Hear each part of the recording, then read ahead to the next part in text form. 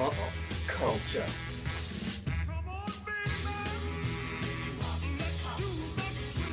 Today I'll be talking about sport, music and TV.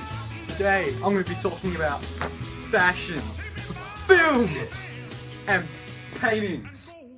Fashion. Many more outfits began to feature slimmer and sleeker lines, with an A-line and shift dresses being amongst the most popular fashions for women, and tapered dress shirts being popular with men.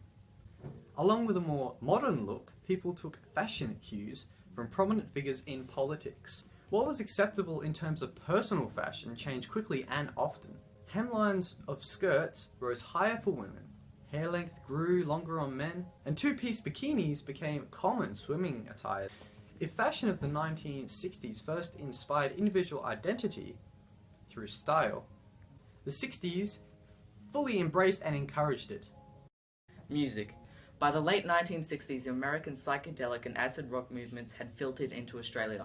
Music was formed amongst many factors like the Vietnam War and new drugs coming out and the counterculture scenes. Lyrics on the music style spoke of love, freedom, peace, social rights, civil rights mainly, and social protests.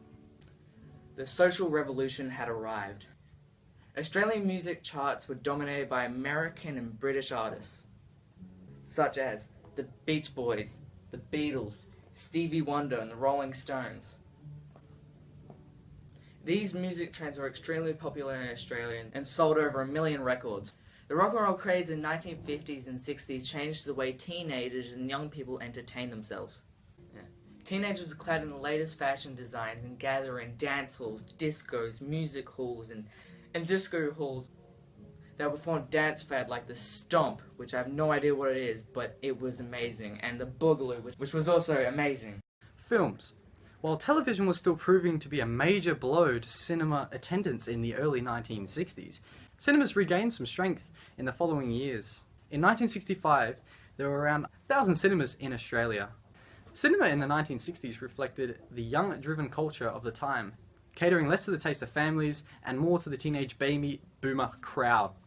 Movies like Butch Cassidy and The Sundance Kid and Easy Rider reflected the fashion, music and changing social values of the decade.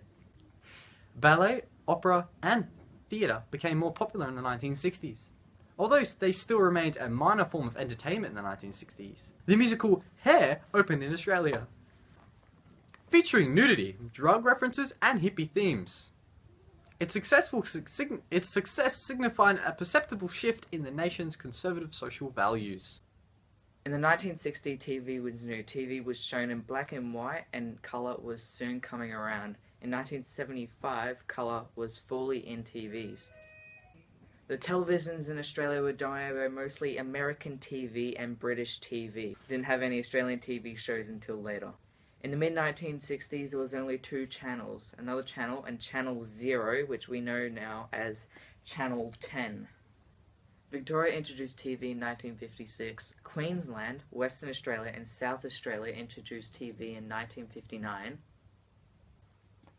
Tasmania introduced TV in 1960. The ACT, Australian Capital Territory, introduced TV in 1962, and the Northern Territory last introduced TV in 1971. Some of the shows that were around in 1960 in Australia were Bewitched, Skippy the Bush Kangaroo, The Addams Family, and The Flintstones. Paintings.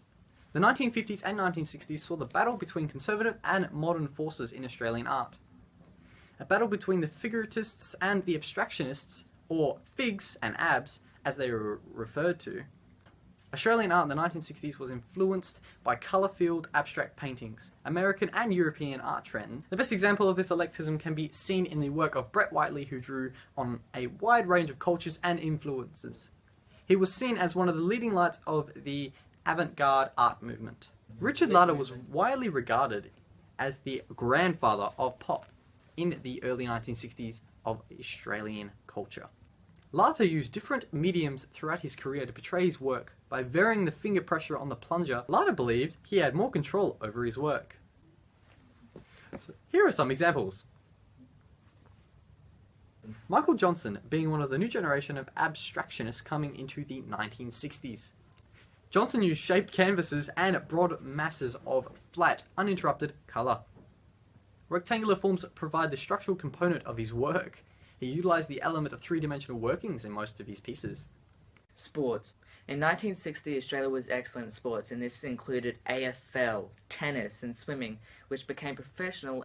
Tennis players like Lou Ho, Ken Rosewall, Neil Fraser, and Rod Laver ensured that Australia remained the dominant tennis nation of the 1960s.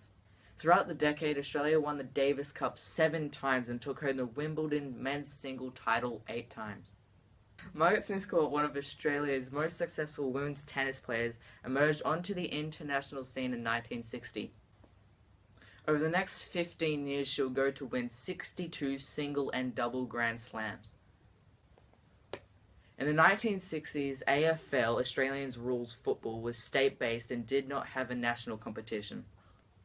The strongest and most popular state competition was the Victorian Football League, the VFL. Television began to have a major impact on Australians' rules football in the 1960s and still does today. Sporting coverage on television attracted large audiences, and some football players achieved widespread celebrity status. Football became a professional rather than an amateur sport, and Australian rule players and coaches were enticed to other clubs by generous salaries, much to the consternation of die-hard fans. Now you guys know some very useful info about 1960s pulp culture in Australia. I hope you enjoyed. Now welcome to our... Bloopers.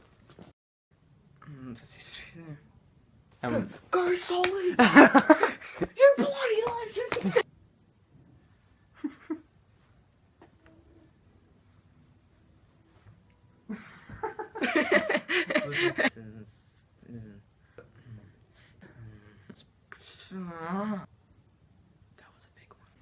Today I'll be talking about sport, music, and TV.